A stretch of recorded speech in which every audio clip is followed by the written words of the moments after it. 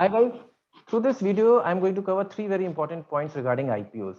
First, how can companies like Zomato and Paytm, which are loss-making companies, actually come up with an IPO? Second, what do we mean by the different categories which are used in conjunction with an IPO like QIB, NII, RII, or retail investors?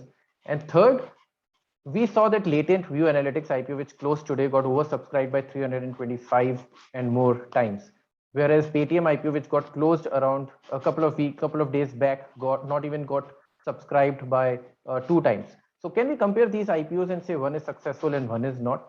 Let's consider all these 3 points and see with regards to real life examples. And through these,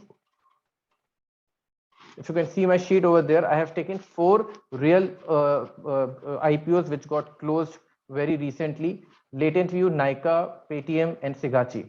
Now, why I have taken these four examples, I'll tell you very shortly. But look at in column C, where I have written size, whatever they have issued through an IPO.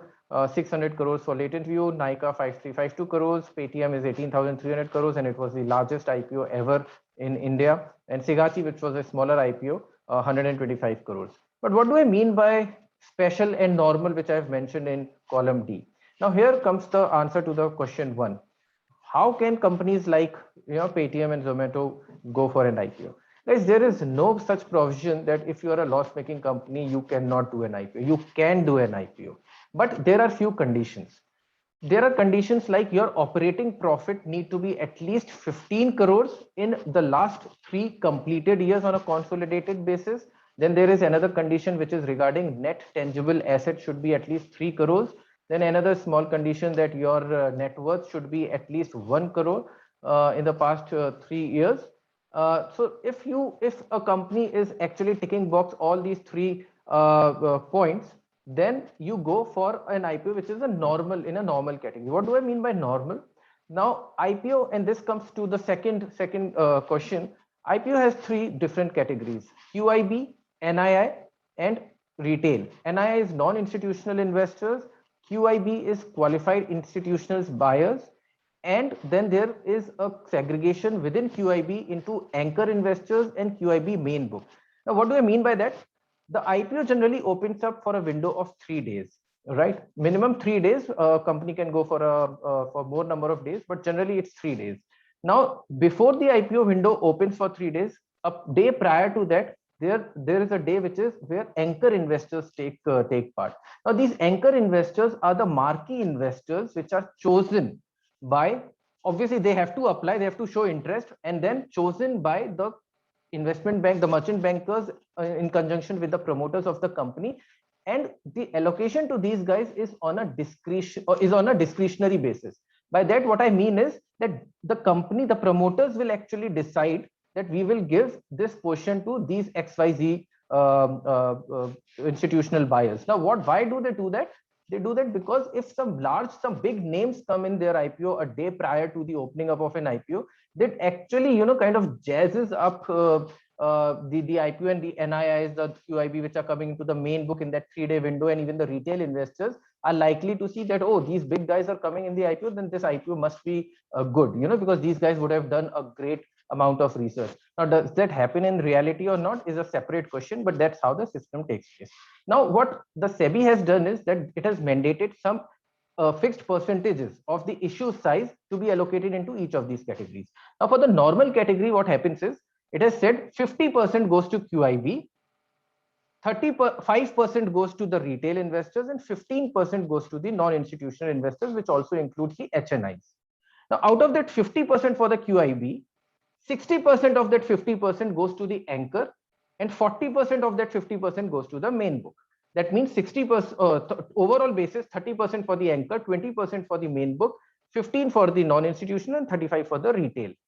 However, if a company is not fulfilling any of these three conditions, then the allocation just changes. So in that case, what happens is that out of that 35% of the retail for the normal book, in the special situations, retail is allocated only 10%. So 25% from the retail goes to the QIB category. So QIB becomes on an overall basis 75%, non-institutional remains at 15%, and retail becomes 10%.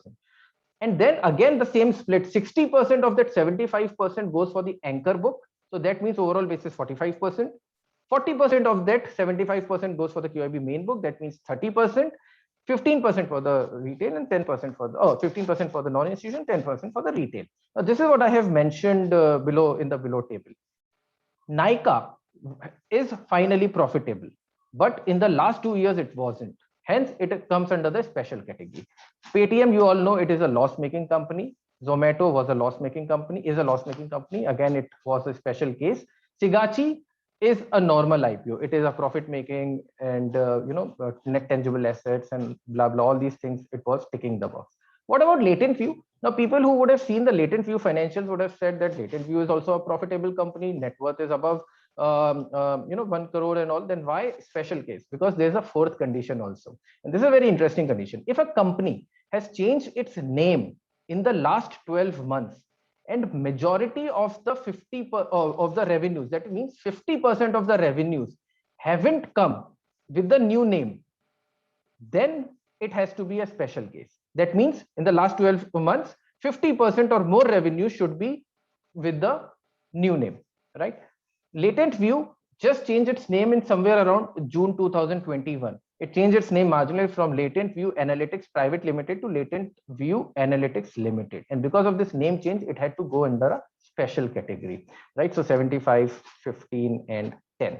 Now let's go for the IPO one by one. So LatentView, which got closed today, got oversubscribed. I have not written anchor investor oversubscription because anchor investor is generally not much oversubscribed. It is mainly because it's discretionary. So generally they get an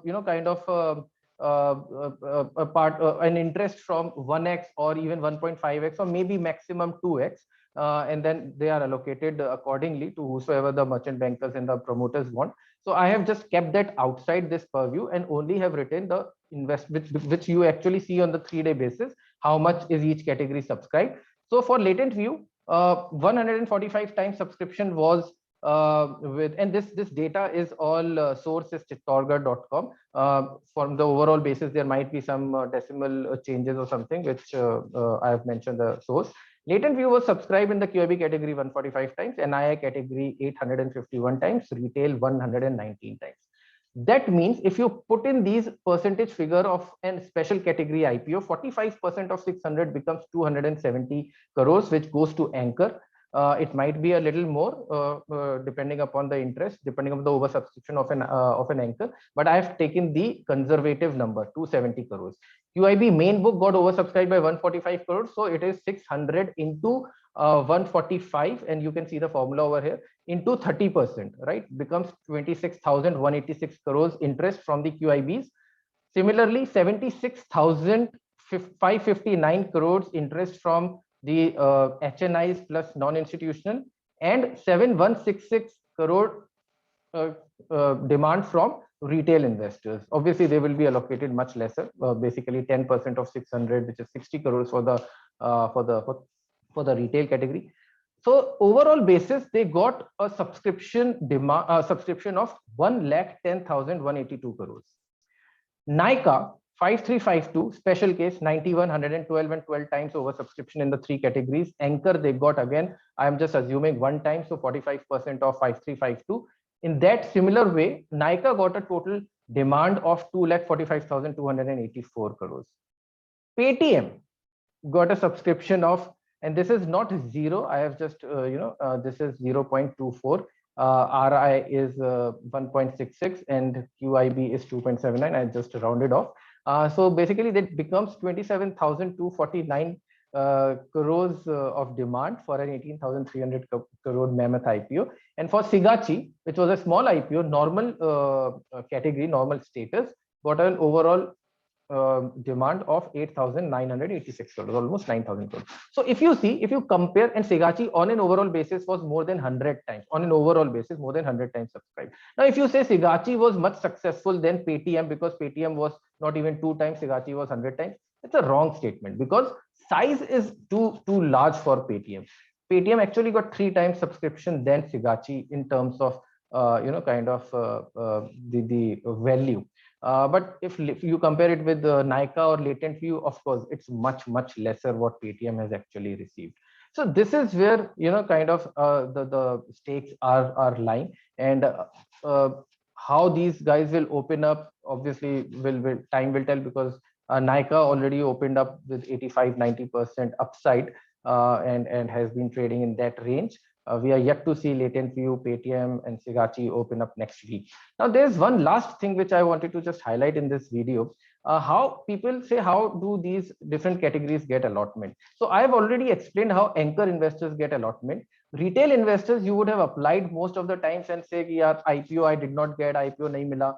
Because it's a lottery system in a retail kind of a thing. You apply for one lot. One lot is somewhere around maximum of 15,000. So somewhere around 14 to 15,000 rupees is one lot. You apply for one lot and then just leave it on God that whether you will get that lottery or not. If you are lucky, and if the IPO opens up much higher, you make that money. Otherwise, obviously, it's luck. Many people I know for last 2 years, 3 years, they haven't even got one single IPO, right? Apart from the cases like where the retail segment is not even getting fully subscribed, or SBI cards for that matter.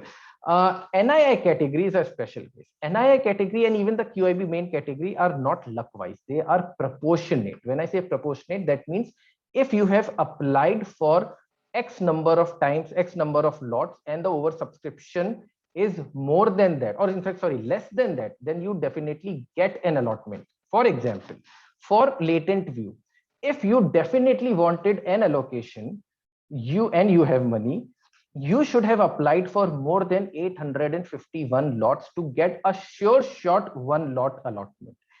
851 is basically, I am not very sure how much was exact, kind of uh, uh, share price, but let's assume it was 15,000 for one lot. And if you apply for 851 lot, it is somewhere around 1 crore 28 lakhs. So you need to apply for 1 crore 28 lakhs of Latent View in the NII category to get 15,000 worth of shares, minimum 1.28 crores, and then you can obviously bid up above that. So this is where you get a certainty. And similarly, it's for the QIB also. If you have applied for, if kind of a QIB has applied for more than 145 lots, he will get one lot. What happens if you apply for, let's say, 700 lots or 600 lots or 1,000 lots? So if you have applied for 1,000 lots, you get one lot for sure, because 1,000 upon 851 is greater than 1. And for those people who are investing lesser than 851 lots, what happens to that? That again goes into the lottery system, because obviously not everybody is subscribing exactly at 851. There would be someone who would have applied for 1,000 lots, the remaining 150 lots, and likewise for other kind of bidders, will add up to something, right? In that case, what happens for people who have a subscribed for below 851 crores, it again becomes a lottery system. If it really has to become a lottery system, then better apply in the retail category only, right? So that's how you apply for the NII segment. A lot of people today, a lot of HNIs actually take IPO funding, which is basically the NBFCs who are providing IPO funding says that you put in 1 to 2% of the overall, kind of the sum, which is like 1.28 crore, so let's say 1%, which becomes your 1.28 lakhs, and the remaining they will put in on your behalf, and then they will charge you interest rate for that 7-8 days, 10 days, till the time you take the money and that the IPO gets listed. That interest rates comes to be very high. I will do a separate video on calculation of all these things and the break even point and all. And you can take that IPO funding and you can apply for more number of lots. Sometimes people will apply for, even in that case, kind of cases, they may apply for 2,000 lots as well. And that is why, most of the cases, the NII category actually starts filling on the day third. So you will see on day 1 and day 2, NII category is almost hardly filled. On day 3, suddenly after 12 noon or 1 p.m., that shoots up, because people who are observing on the third day as to what are the number, I mean, how many times the IPO is getting subscribed, they will actually want to subscribe for more lots than they are estimating that IPO will get filled. So if they had an idea that IPO might get filled at 850 times, or obviously itna accurate koi nahi hota hai, they might be applying for like 1,000 lots or 2,000 lots or something like that. And obviously they apply on day 3, because each day the interest is also kind of calculated. So best to apply on day 3 and exit on the listing day. Many people exit, many people don't exit. That's their call if they make money or not. So I'll stop here. I think this was helpful. and see you in the next video. And I'll surely make soon a video on IPO funding as well. Bye bye for now.